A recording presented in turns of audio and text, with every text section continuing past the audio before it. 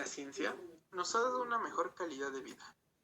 Sin embargo, hay casos en los que, en pro de estos descubrimientos, se llevaron a cabo las peores atrocidades de las que se tenga registro por parte de la humanidad. Algunas de estas acciones pueden sonar conocidas para algunos, tal como las llevadas a cabo por el Dr. Joseph Mengele, conocido por experimentar con judíos en los campos de concentración. No obstante, esto solo fue el comienzo, ya que lo que devino de todo esto fue todavía peor.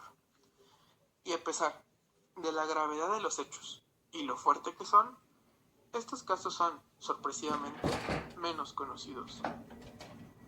Motivo por el cual elegí el presente tema. Antes de comenzar el video, es importante puntualizar que los temas que se tocarán pueden ser muy duros y no recomendables para personas sensibles. Se recomienda discreción. El primer caso que se abordará es el del Escuadrón 731. Al mando del Dr. Shiro Ishii, el Escuadrón 731 fue un programa encubierto de investigación y desarrollo de armas biológicas del ejército imperial japonés, que llevó a cabo letales experimentos médicos en humanos en el marco de la Segunda Guerra Mundial, y fue responsable de algunos de los más horribles crímenes de guerra cometidos en la época moderna. Oficialmente conocido por el ejército imperial japonés como el Laboratorio de Investigación y Prevención Epidémica del Ministerio Político de Kempeitai, fue inicialmente instaurado como una sección política e ideológica de la Policía Militar Kempeitai. Fue formado con la intención de contrarrestar la influencia político-ideológica de los enemigos y reforzar el sistema de unidad militar. Sin embargo, se convirtió en el equivalente aproximado al Schutztrupp nazi. Promovió la creencia de la supremacía racial japonesa, teorías racistas, contraespionaje, investigación, sabotaje político e infiltración en las líneas enemigas.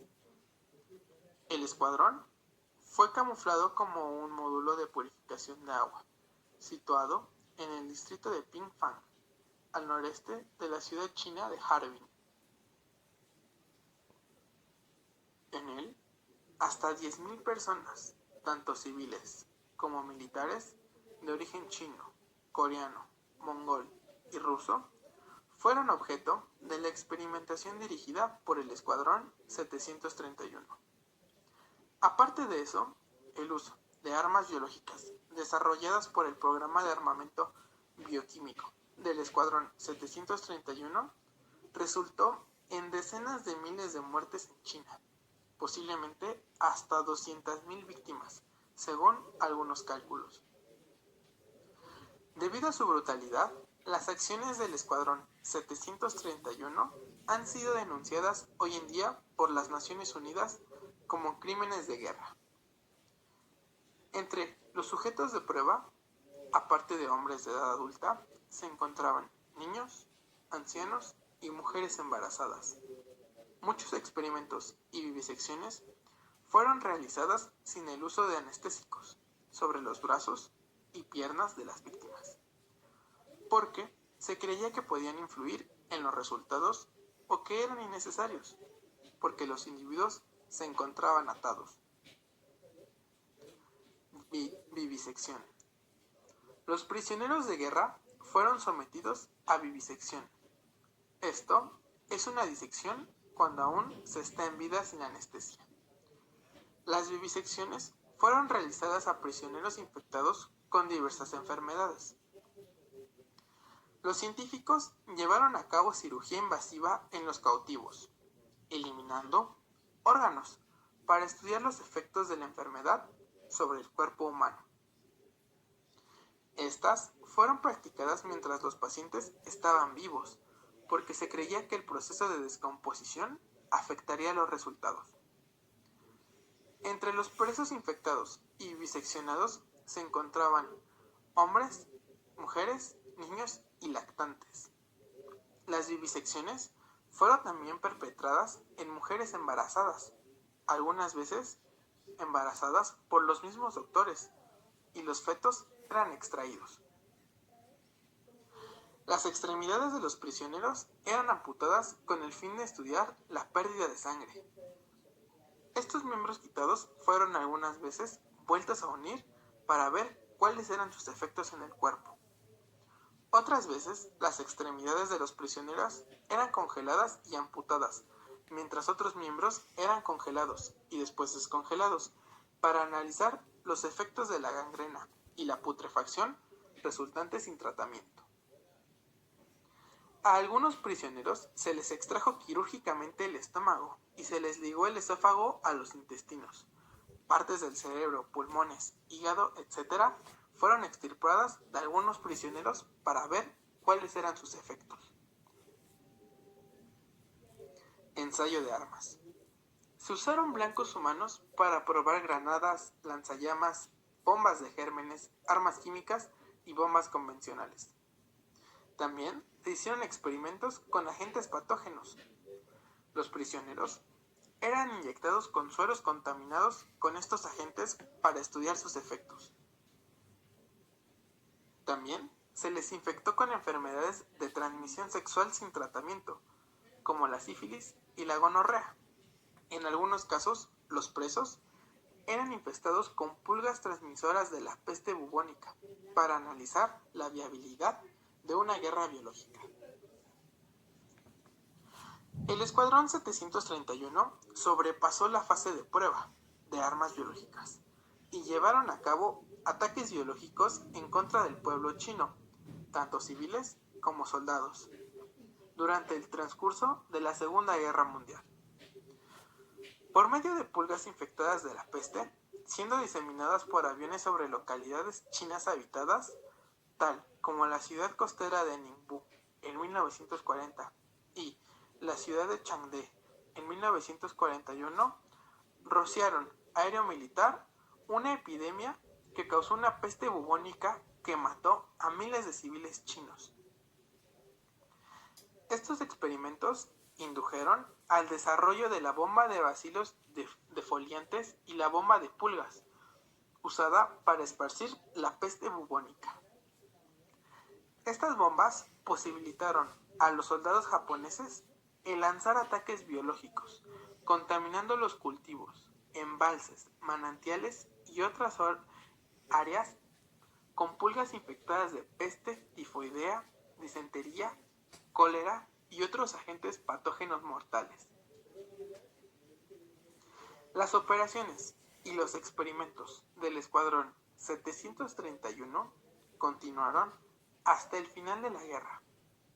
Shiro Ishii deseaba utilizar las armas biológicas en el conflicto del Pacífico desde mayo de 1944, pero sus tentativas fracasaron en varias ocasiones por la pobre formulación de planes y la intervención aliada. Con la invasión rusa de Manchukuo y Menjiang en agosto de 1945, la unidad tuvo que abandonar su trabajo deprisa. Ishii ordenó a cada integrante del grupo llevarse el secreto hasta la tumba, por lo cual fueron repartidas ampolletas con cianuro de potasio, para emplearse en caso de que capturaran al personal restante. Los encargados de confianza de las tropas japonesas de Ishii dinamitaron las instalaciones en los días finales de la guerra para destruir la evidencia de sus actividades, pero la mayoría quedaron indemnes debido a la alta infraestructura con la que contaban, quedando como testimonio de lo que sucedió allí. Después de que Japón se rindiera a los aliados en 1945, el militar estadounidense Douglas MacArthur se convirtió en comandante supremo de las fuerzas aliadas, reconstruyendo Japón durante la ocupación aliada. Al final de la guerra, pactó en privado un indulto por sus crímenes de guerra al Escuadrón 731, a cambio de proveer a los Estados Unidos sus datos de investigación sobre la guerra biológica y la experimentación en humanos. El Dr. Ishii aceptó y, cuando los experimentos salieron a la luz, llamaron fuertemente la atención de, en aquel entonces, un agente de la CIA llamado Allen Dulles, el cual quedó maravillado con los logros del doctor. Con el tiempo, Dulles se convirtió en director de la CIA y, poco tiempo después, inspirado por todo lo llevado a cabo en el Escuadrón 731, fundó su más oscuro proyecto, el MK Ultra. En 1953, un departamento secreto de la CIA llevó a cabo operaciones ilegales bajo el nombre clave de MK Ultra. Dicho proyecto llevaba a cabo la experimentación en seres humanos que eran privados de su libertad ilegalmente, con el fin de elaborar sustancias y metodologías capaces de manipular el estado físico y mental de las personas. Dentro de los métodos que utilizaron para llevar a cabo esto, destacan la alteración de funciones cerebrales por medio del suministro de drogas u otros químicos, la hipnosis, la privación sensorial y el aislamiento, así como diversos tipos de tortura, abuso físico y sexual.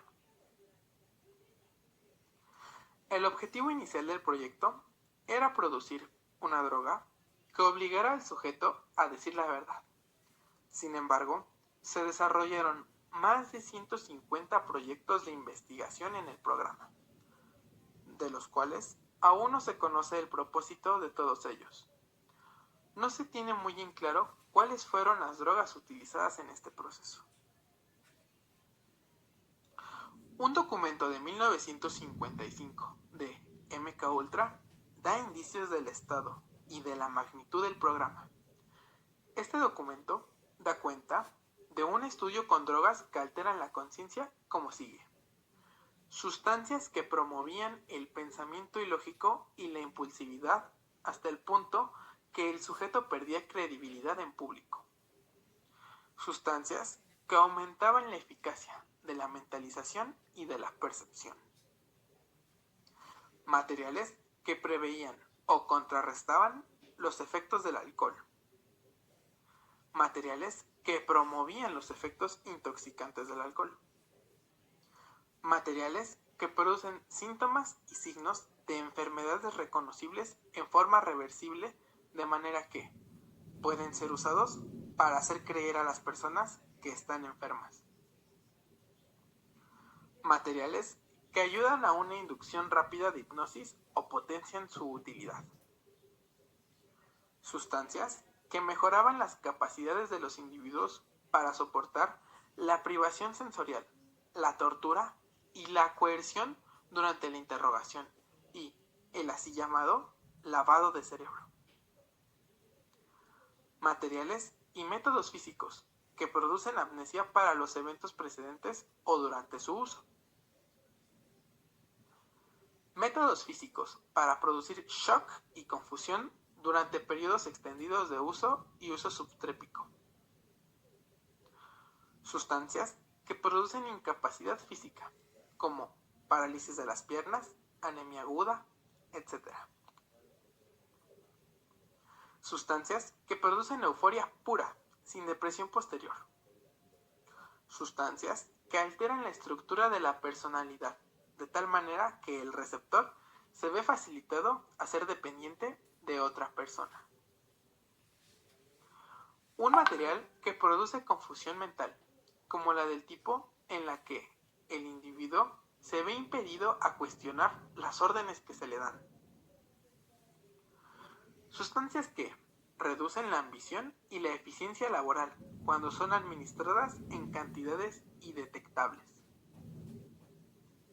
Sustancias que promueven déficit auditivos o visuales, preferiblemente sin efectos permanentes. una píldora que puede ser dada subtrepiciamente en bebidas, comida, cigarros, como aerosol, etc., que debía ser segura de usar, produciendo amnesia y portátil para ser cargada por agentes de campo. Un material que pudiera ser administrado subtrepiciamente por las vías descritas anteriormente y que en pequeñas dosis hiciera que un hombre quedara completamente inhabilitado.